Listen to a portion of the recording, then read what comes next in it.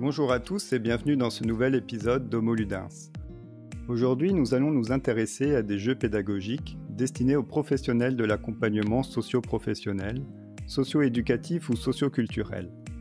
Les jeux de plateau Tactic Job, Job in the City et Expérience exigée tournent autour de la recherche d'emploi, tandis que Strateco sensibilise à la gestion budgétaire. Ces 4 jeux ont été conçus par Raoul Veju, que je suis heureux d'avoir avec moi. Bonjour Raoul. Bonjour Mathieu. Alors à côté de ta casquette d'auteur de jeux pédagogiques, tu es également formateur et consultant dans le secteur de l'insertion professionnelle. En quoi consiste ton travail ? Alors là, actuellement, je travaille pour un prestataire de Pôle emploi et je travaille sur une prestation qui s'appelle Valoriser son image professionnelle. Donc, je travaille avec des demandeurs d'emploi pour les aider à valoriser les savoir-être professionnels. Donc, ça s'appelle aussi des soft skills. En gros, c'est quels sont les comportements attendus par les employeurs et savoir les mettre en valeur. On travaille aussi sur la confiance et puis aussi beaucoup de préparation sur les entretiens d'embauche. Et alors quelle place avait le jeu dans ta vie avant de devenir auteur de jeux pédagogiques ? Bien, en fait, je suis un joueur avec ma femme, un joueur de jeux de société dit moderne, voilà. Hein, donc c'est ce qui sort maintenant. Donc on sort du Monopoly, du Trivial Pursuit, voilà, hein, qui sont les jeux traditionnels. Et donc effectivement, je continue à jouer pas mal. J'ai vraiment une soif de découvrir de très très nombreux jeux. Donc moi, en gros, mon plaisir, c'est de découvrir un nouveau jeu, c'est l'expérimenter, l'essayer, et puis voilà, potentiellement le maîtriser, potentiellement gagner, mais ça c'est pas trop mon truc. Voilà. Et alors qu'est-ce qui a fait que tu t'es lancé dans la création de jeux pédagogiques ? Alors, pendant une douzaine d'années, j'étais conseiller à l'emploi dans une mission locale et j'ai toujours travaillé sur des formats alternatifs d'accompagnement, la vidéo, la cuisine, etc. Et plus je, plus dans ma vie privée je jouais, je découvrais des jeux, plus je voyais les parallèles qui étaient possibles à faire avec la recherche d'emploi. Donc j'ai commencé progressivement à utiliser des jeux du commerce, bon le très traditionnel Dixit, mais aussi un jeu comme Magic Maze pour travailler sur la cohésion d'équipe, pour travailler aussi sur les postures dans un groupe qui va plutôt être leader, qui va plutôt être stratège, et comment ces postures peuvent changer en fonction des situations. Et c'est un peu tout naturellement que le jeu est rentré de plus en plus dans ma pratique professionnelle, jusqu'au moment où je me suis dit que je pouvais développer des jeux, mais vraiment spécifiques pour les problématiques que j'avais, qui étaient la recherche d'emploi et ce qu'on appelle dans mon métier les freins périphériques, donc ce qui va être la santé, le logement, la mobilité, la culture, etc., etc. Voilà, hein, on peut en trouver de tous les côtés, hein, des freins périphériques. Alors peut-être une petite précision, tu nous as parlé de cohésion d'équipe et de posture dans un groupe. L'accompagnement que tu fais, c'est toujours en groupe ou est-ce que tu proposes des jeux qui peuvent se jouer juste avec une personne, un accompagnateur avec un demandeur d'emploi, par exemple ? Alors, j'ai beaucoup travaillé en individuel. C'est pour ça que mon premier jeu est un jeu qui peut jouer en face à face. Demandeur d'emploi face à son conseiller, mais aussi dans le métier que j'exerce actuellement, je fais surtout du groupe. Donc en fait. De plus en plus, je vois le jeu par le biais individuel et par le biais collectif. Ok. Est-ce que tu as identifié des inconvénients liés à l'utilisation du jeu dans un contexte sérieux ? Des inconvénients spécifiques. Euh, Les inconvénients, c'est je pense que c'est pas vraiment le public en lui-même, puisque quand on va lui faire une proposition et qu'on va lui de jouer et qu'on va lui expliquer aussi pourquoi on va le faire, je trouve que ça va bien. C'est des fois, voilà, voilà, ça a toujours été des fois un petit peu difficile avec les collègues ou avec des professionnels de dire bon bah là, pour faire le travail que je dois faire, je vais jouer. Donc ça, c'était pas toujours la chose la plus simple, mais je trouve que les mentalités évoluent au fur et à mesure et que tout ce qui est l'aspect ludique rentre de plus en plus dans les métiers de l'insertion, trouver d'autres voies pour transmettre et faire réfléchir. Donc effectivement, ça évolue, mais c'est vrai que au démarrage, c'était pas si simple. Est-ce que tu peux nous présenter un peu les différents jeux que tu as développés et puis préciser pour chacun des jeux quel est l'objectif, le but du jeu en fait, comment est-ce qu'on gagne, mais également les objectifs pédagogiques à atteindre? Alors, donc, le premier jeu que j'ai créé et commercialisé s'appelle Tactic Job. Alors, Tactic Job, le principe, c'est que les joueurs. Alors, la précision, c'est que à la base, c'est un jeu de face à face, conçu pour que l'accompagnateur et le demandeur d'emploi s'affrontent pendant la partie. Alors, c'est un affrontement plutôt gentil, hein, je précise. Voilà. Et donc, dans Tactic Job, les joueurs vont devoir, ils vont créer au fur et à mesure un chemin d'opportunité pour récupérer les différents éléments qui constituent une recherche d'emploi. Donc, ça va être le CV, la lettre de motivation, travailler sur son réseau, travailler sur la connaissance de l'entreprise, travailler sur l'attitude. Il va avoir tout ce qui va être l'entretien. Et donc ils vont récupérer des éléments de ils vont récupérer donc des éléments de cette recherche d'emploi pour à la fin de la partie se confronter à un employeur qui va avoir des attentes. Donc, dans le jeu, en fait, il y a des sortes de ressources qui vont être la compétence, l'expérience, le réseau, et puis les savoir-être. Et puis, donc, ces employeurs ont une attente spécifique. Donc, en gros, il faut avoir tant d'expérience, tant de réseau, etc. Et ils auront aussi ce qu'on appelle une attente implicite, ce qui veut dire quelque chose qui n'est pas directement affiché, mais qui va être extrêmement important dans le recrutement. Et donc, à la fin de la partie, c'est celui qui aura réussi à répondre aux attentes de l'employeur, mais aussi aux attentes implicites pour gagner le plus de points. Et est-ce que le jeu peut se baser sur une situation réelle ou est-ce que ça reste complètement fictif? Alors, le principe, c'est vraiment de mettre en œuvre un escapisme, donc vraiment s'éloigner de la recherche d'emploi, mais on y revient toujours. Ce qui veut dire que souvent, la personne, elle va aller récupérer, dans les éléments de la recherche d'emploi, elle va aller rechercher peut-être ce qu'elle fait naturellement.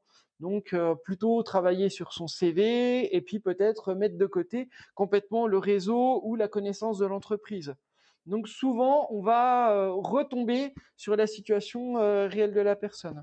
Alors c'est un jeu aussi qui s'exploite de manière différente. Donc des fois, on le joue en demandant à la personne avant de ne sélectionner que ce qu'elle fait actuellement.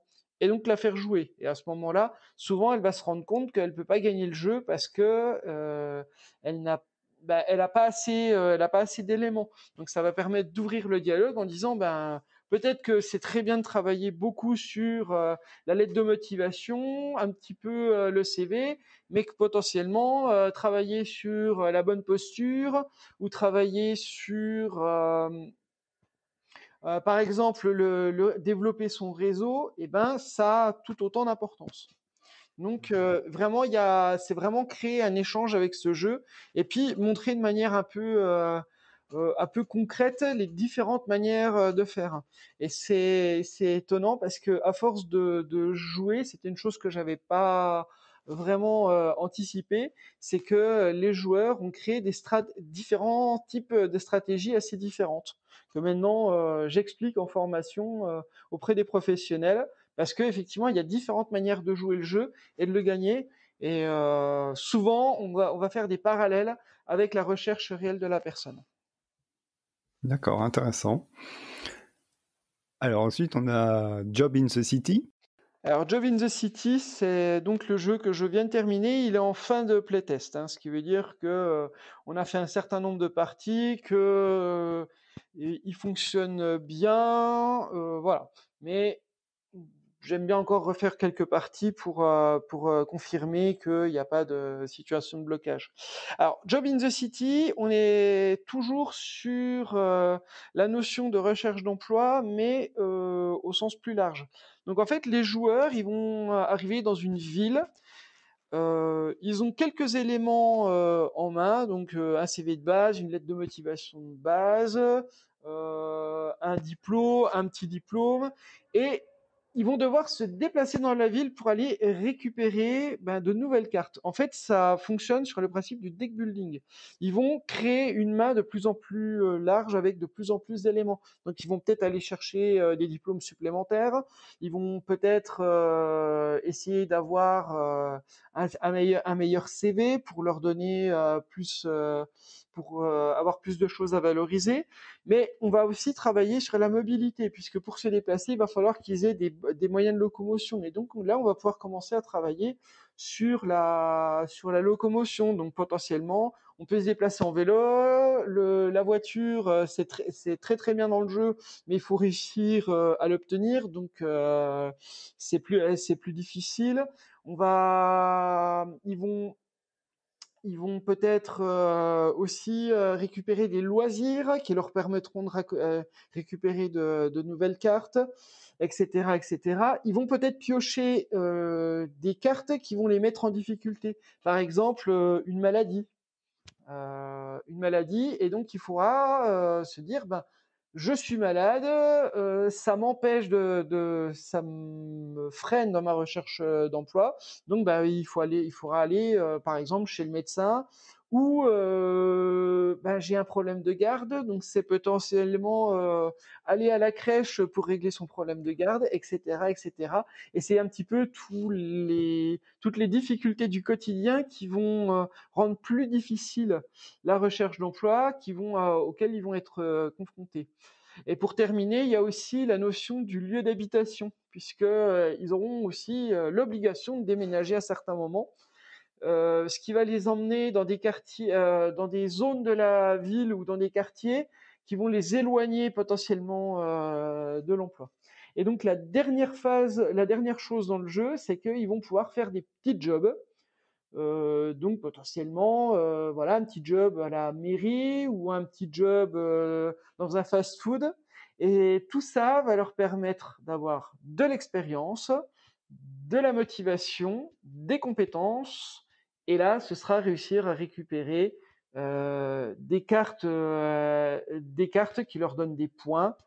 Et ces cartes, ça va être soit des stages, soit des entretiens d'embauche, soit des situations de vie en entreprise. Voilà, par exemple, la pause déjeuner avec mes collègues, pour moi, a toujours été une grande souffrance. Voilà, là, pour moi, c'est une épreuve. Bon, donc ils auront cette épreuve à vivre et potentiellement aller jusqu'à l'employeur, sachant que les cartes sont de plus en plus fortes dans le jeu. Et donc, c'est celui qui aura récupéré le plus de points qui gagnera la partie. Donc celui-là, c'est un jeu qui permet de travailler sur plein de points différents. Alors dans la même veine, il y a aussi expérience exigée. Est-ce que peux nous en parler un petit peu? Alors, expérience exigée est assez proche de Job in the City. J'ai toujours tendance à dire qu'ils font partie de la même famille, mais c'est une autre manière de parler des mêmes sujets. Donc, la recherche d'emploi, les freins périphériques. Et donc là, c'est vraiment un jeu de cartes compétitif, plutôt avec un peu plus d'interaction entre les joueurs, hein, parce que clairement, voilà, c'est un vrai jeu d'affrontement où ils vont devoir récupérer des cartes pour pouvoir remporter des défis face à des employeurs ou à des situations de vie en entreprise. Donc celui-là est plus, on va, on va dire, il a un ton aussi plus humoristique parce que si Job in the City est un jeu qui peut être qui est sans texte, expérience exigée a du texte pour expliquer chaque carte de manière humoristique, donc avec mon humour qui est pas toujours si compréhensible que ça, mais c'est vraiment un jeu d'opposition où on va pouvoir se refiler aux autres joueurs des difficultés, des choses comme ça. Et celui-là, il est vraiment fait pour créer le dialogue, potentiellement même aller se choquer à certains moments en disant ah ouais non mais ça on peut pas le dire, bah si on peut le dire parce que c'est une réalité, bah tiens moi j'ai eu telle expérience qui la confirme ou qui l'infirme. Donc celui-là il est vraiment fait pour il est un peu plus déconnant et surtout vraiment créer du dialogue. Voilà, entre les participants. Alors, et le petit dernier, c'est Strateco qui sensibilise à la gestion budgétaire. Ouais. Alors, Strateco, c'est quelque chose d'assez différent. Donc, c'est un jeu qui est extrêmement proche de la réalité. Ça veut dire que les personnes qui vont y jouer vont se retrouver face à un plateau de 30 jours avec des échéances. Ils ont, dans leur mois, ils ont tant de choses à payer, donc que ce soit les différentes factures, ils vont avoir l'argent qui va arriver à tel moment dans le mois et ils vont devoir s'organiser, trouver le bon tempo pour réussir à déjà tout payer, potentiellement se faire plaisir en faisant des achats ou des sorties, des choses comme ça, se nourrir aussi et c'est réussir avec un budget à faire tout ça. Et en fait, très rapidement, ils vont se rendre compte que ça va devenir difficile, donc ils vont devoir mettre en œuvre des stratégies et potentiellement à faire appel aux différentes aides ou aux différents bons plans qui peuvent exister. Potentiellement, son téléphone portable, l'acheter d'occasion parce qu'on n'a pas les moyens. Ou alors se dire qu'on a un certain nombre de choses, de factures qui vont arriver, mais on n'a pas assez, donc potentiellement faire appel à une aide ponctuelle à certains moments. Donc en fait, c'est vraiment cette idée de gérer, organiser, trouver le bon tempo, mais aussi savoir faire appel et se faire aider ou trouver des bons plans pour réussir à gérer ça. Strateco, alors c'est un jeu qui a nécessité quasiment 2 ans de développement parce que c'est un jeu bac à sable. Ce qui veut dire que au démarrage, le jeu, donc, il est proposé avec un certain nombre de scénarios prédéfinis. Donc les professionnels, ils ont des scénarios, par exemple une famille au RSA, avec certain nombre d'éléments qui vont arriver au fur et à mesure des mois. Par exemple, le premier mois, bon, ça se passe plutôt bien. Le second mois, on n'avait pas anticipé que on avait son assurance qui arrivait, et on l'a pas mensualisé, donc il faut payer 6 mois d'assurance d'un seul coup. Voilà, donc ça c'est des scénarios prédéfinis. Mais après les professionnels, quand ils se sont appropriés le jeu, ils vont pouvoir le modifier et l'utiliser comme ils le souhaitent. Donc potentiellement se rapprocher de la situation réelle de la personne avec ses vrais revenus et ses vraies dépenses, ou alors essayer d'anticiper et de créer une situation différente, voir comment gérer le budget différemment. Donc ça c'est très intéressant. Moi c'était vraiment cette idée de faire un jeu bac à sable où le professionnel peut vraiment s'approprier et faire ce qu'il en veut avec plein de manières plein de ressources différentes en fonction des situations. On peut très bien être aidé par sa famille. On peut très bien avoir une pension alimentaire, donc c'est une dépense supplémentaire. Ça peut être plein de choses. Et en fait, on l'adapte complètement. On en fait ce qu'on en veut. Voilà.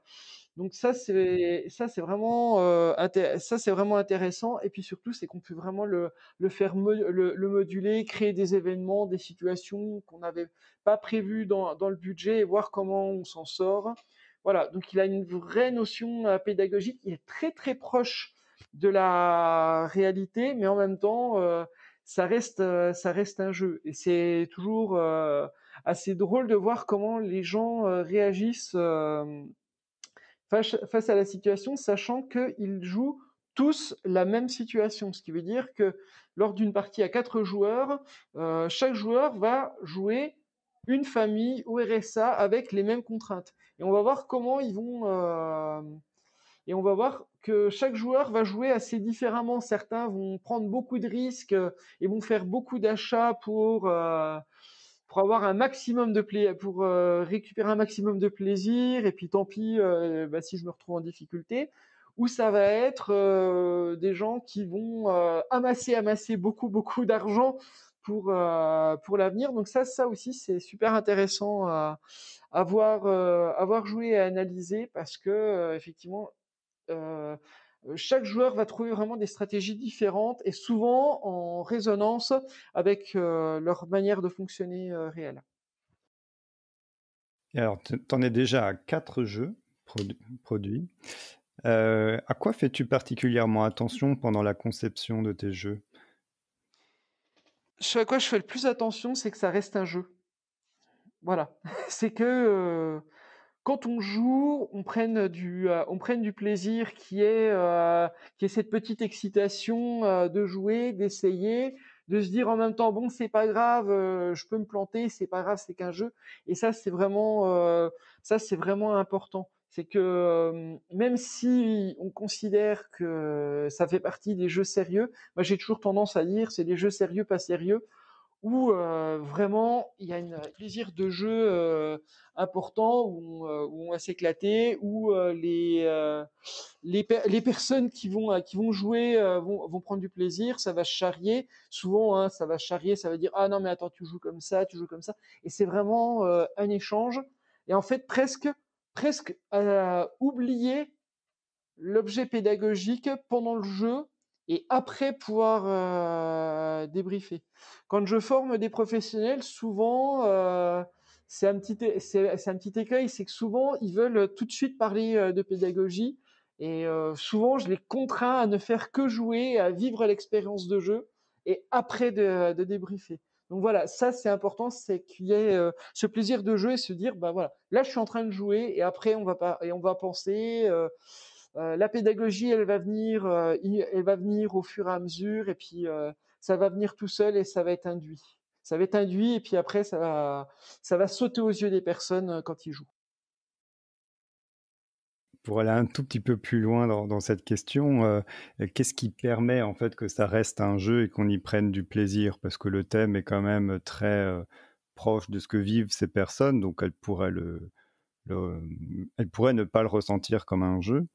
Euh, oui, je sais pas. Est-ce que Oui, c'est le matériel qui va faire qu'il va y avoir une ambiance ludique? Est-ce que c'est la mécanique du jeu qui va les entraîner dedans? Ou est-ce que l'animateur peut peut-être aussi avoir une place importante?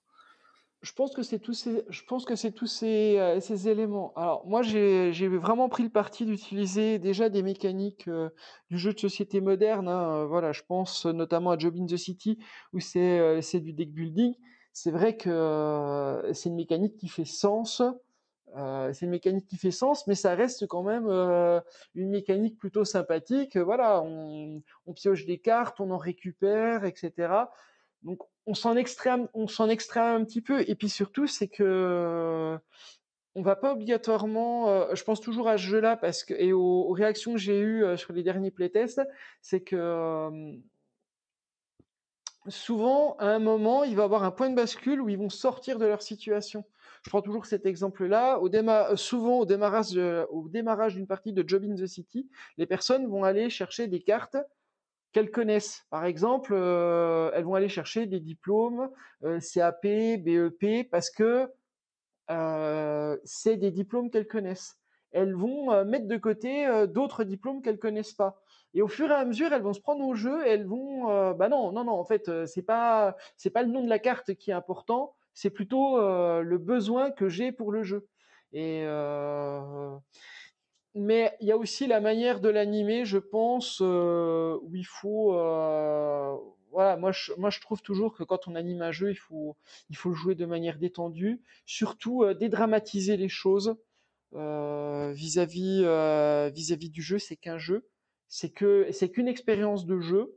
Et puis, ben, si on se trompe, on se trompe. Pas grave. Ouais, ok. Alors, tu nous as dit l'aspect pédagogique arrive après. Comment est-ce que tu structures tes ateliers dans lesquels tu utilises tes jeux? Alors ça va dépendre du jeu Tactic Job. Il s'anime de deux à trois manières différentes. Mais en gros, c'est soit on va faire un travail d'exploitation avant pour travailler notamment sur les cartes et puis les contenus des cartes. On joue et après on débrief. Ou alors, on rentre directement dans le vif du sujet, on joue le jeu, on se pose pas la question même voir même des contenus. Et après, on va faire un débrief de comment ça a été vécu, comment ça a été, quelles ont été les cartes sélectionnées, etc. Et puis après, on fait un débrief. De même que tous les autres jeux, moi, j'ai plutôt tendance à faire vivre le jeu sans trop se poser la question du volet pédagogique et après de débriefer.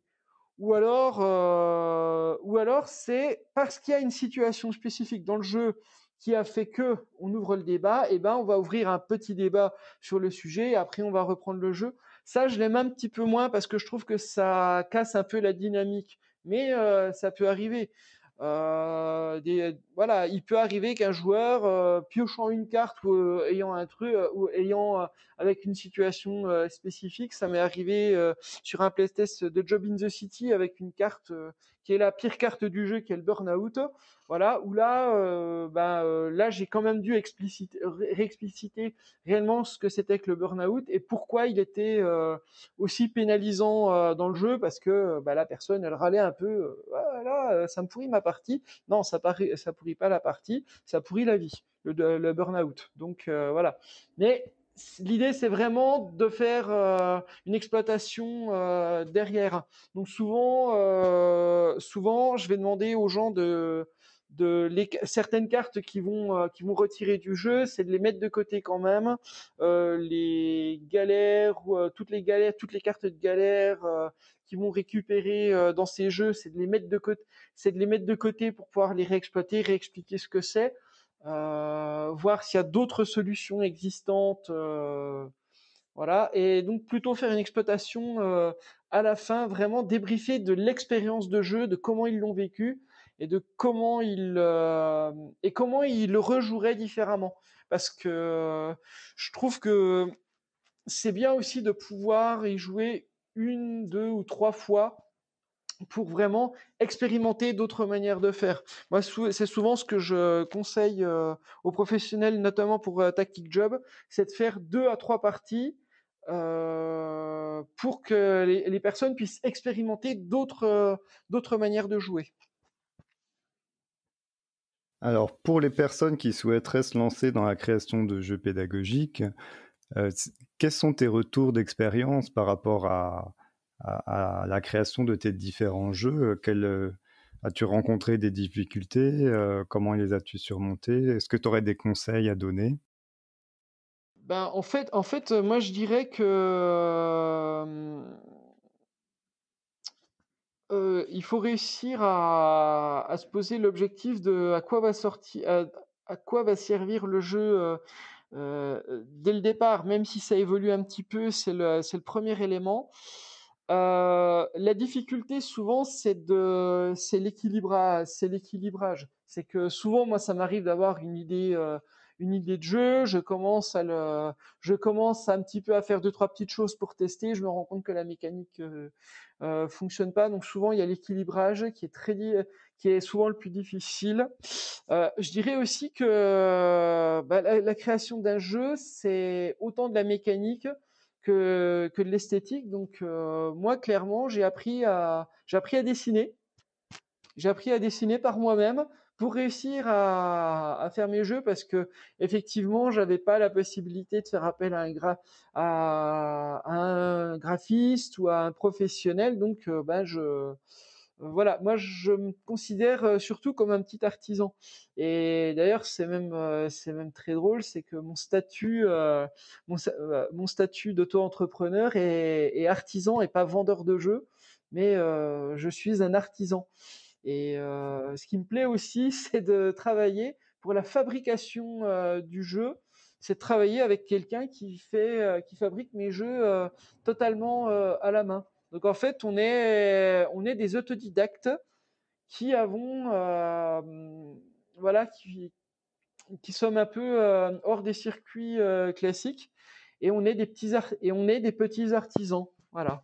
Je suis des fois ça des fois ça peut m'arriver quand voilà, quand je suis en formation de tactique job, de montrer une tuile qui a été mal coupée, et je peux dire bon ben voilà, je vous prie de m'excuser. C'est moi qui l'ai mal coupé, parce que ça c'est quelque chose que je fais. Je fais le collage des tuiles, c'est moi qui les redécoupe, et donc je fais des erreurs, mais il y a tous les petits il y a tous les petits défauts d'un petit artisan qui fait des conneries. Et ça j'y tiens beaucoup. Donc je dirais que les difficultés, c'est de réussir à concilier tout ça, mais c'est aussi le choix que j'ai fait de tout faire tout seul. Voilà, et puis d'essayer de tester, voilà. Et je dirais que peut-être le dernier écueil, c'est aussi de trouver des lieux de test. En fait, c'est pas si simple parce qu'il y a toujours de la méfiance. Euh, voilà, quelqu'un qui vient avec un jeu pour parler notamment d'emploi ou de budget, eh ben ça n'a pas été toujours si simple de trouver des lieux pour faire tester, d'avoir des professionnels qui acceptent de prendre du temps. Donc je remercie d'ailleurs certains professionnels qui m'ont laissé du temps pour pouvoir tester mes jeux, faire tester mes jeux. Et ça c'est vraiment super. Mais c'est vrai que c'est pas le plus simple. Eh ben, bravo pour cette démarche.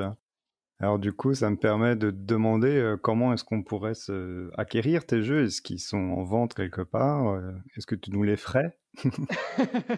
Alors en fait, là actuellement, je suis en train de préparer les futures formations qui vont avec mes jeux, puisque les jeux s'adressent à des professionnels qui sont pas obligatoirement des spécialistes du jeu. Donc en fait, animer un jeu, c'est pas la même chose qu'animer un atelier plus traditionnel sur la recherche d'emploi. Et donc moi, je propose des formations pour apprendre à utiliser le jeu, euh, potentiellement apprendre à le faire varier et à le transformer dans le cadre Stratéco. Et c'est souvent à l'issue de ces jeux que je vends à l'issue. C'est souvent à l'issue de ces formations que je vais vendre les jeux. Donc c'est en cours pour proposer des formations pour ces quatre jeux. Et alors, quels sont tes autres futurs projets? Est-ce que tu as d'autres jeux en tête? Alors, là, je suis en train de travailler, mais là, c'est vraiment spécifique à mon emploi actuel où je travaille sur les savoir-être. Je suis en train de travailler donc sur un jeu sur les savoir-être. Et puis, je me suis dit, je voulais tester un type de jeu un peu différent. Donc là, en fait, ça va être un flip and write. C'est les mots, c'est le nom du type de jeu à la mode. Donc pour citer un jeu qui a bien fonctionné et pas mal de gens y ont joué, c'était Welcome. Voilà, et donc ce sera un jeu à cocher. Donc en fait, on va créer des situations où les savoir-être ont été mis en œuvre, et donc en fait, les joueurs vont cocher les savoir-être qu'ils ont mis en œuvre. Ça leur fera potentiellement gagner des points ou et essayer de comboter avec d'autres éléments de la prestation que je fais. Donc, par exemple, sur la gestion des émotions, la bonne communication, etc., etc. Donc là, c'est en cours. Je l'ai testé d'ailleurs ce matin en partie avec mes stagiaires. Donc il y a de bonnes choses. Et puis l'autre gros projet, mais qui va me prendre à mon avis beaucoup de temps, c'est pour travailler sur l'orientation et notamment sur l'orientation contrainte. Et parce que l'orientation, c'est pas que un choix personnel, c'est aussi toutes les influences autour, que ce soit la famille, les amis, le contexte, voilà, le contexte économique qui va influer sur l'orientation. Et donc c'est un jeu que j'ai en tête. La mécanique est à peu près fonctionnelle, mais après il faut que je le réalise. Voilà, donc sur ces notions d'orientation. Eh ben, nous arrivons à la fin de notre échange. Est-ce qu'il y a un sujet que nous n'avons pas abordé dont tu aimerais parler? Mmh, Moi, je dirais, non, mais je dirais simplement que je suis très content de voir que tout l'aspect ludique est en train de se développer. C'est vraiment super. Et puis, euh, je, je trouve que aborder tout le volet de l'emploi, voilà, pour utiliser un mot qui fâche, le chômage, c'est souvent un sujet sérieux. Et de réussir moi, je suis content de réussir à mettre du jeu dans ce thème qui est si compliqué.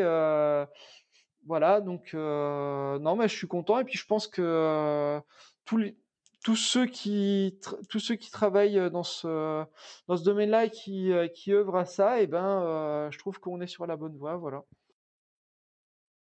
Super, ben encore bravo et merci beaucoup Raoul pour ton témoignage. Eh bien, ben, merci beaucoup. Merci beaucoup. Je suis toujours un petit peu étonné, voilà, d'être interviewé pour mon travail. Voilà. Merci d'avoir écouté jusqu'au bout. N'oubliez pas de vous abonner et de parler du podcast autour de vous. À très bientôt!